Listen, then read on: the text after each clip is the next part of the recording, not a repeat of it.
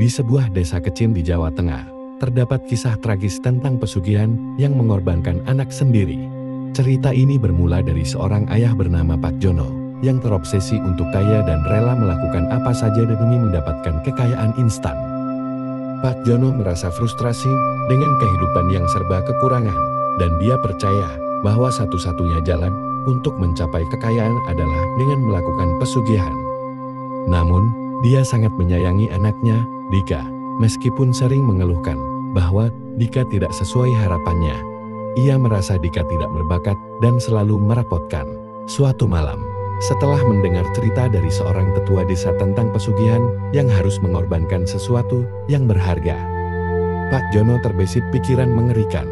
Dia berpikir, jika Dika adalah penghalang menuju kekayaannya, mungkin mengorbankannya adalah satu-satunya cara. Dalam keadaan bingung dan terdesak, ia mengajak Dika pergi ke hutan di pinggiran desa, beralasan ingin berburu. Di dalam hutan, Pak Jono melakukan ritual pesugihan yang diinstruksikan oleh sang tetua. Dalam keadaan hikmat, dia mengucapkan mantra dan meminta kekayaan dengan syarat mengorbankan Dika. Dika yang tidak mengerti, hanya mengikuti perintah ayahnya. Namun, saat ritual dilakukan, Pak Jono merasa ragu dan takut akan konsekuensi perbuatannya. Saat itulah, hutan seolah hidup. Suara aneh bergema, dan bayangan hitam mulai berputar di sekeliling mereka. Dika, yang merasa ada yang tidak beres, mulai melawan dan berusaha pergi. Namun Pak Jono sudah terlanjur terjebak dalam hasratnya. Dalam keadaan panik, Pak Jono mengambil keputusan fatal. Setelah malam itu, desa dikejutkan oleh hilangnya Dika. Pak Jono mengaku bahwa Dika pergi ke kota, tetapi semua orang merasakan ada yang tidak beres.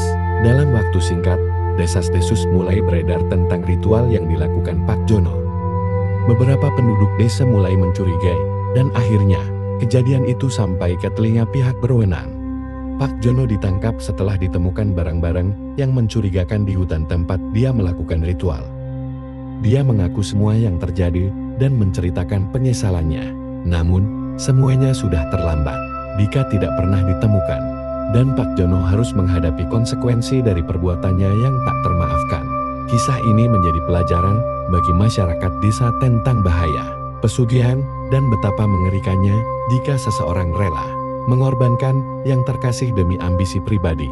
Hingga kini, hutan tersebut dianggap angker dan tak ada yang berani mendekatinya. Lestari sebagai pengingat akan tragedi yang tak terlupakan.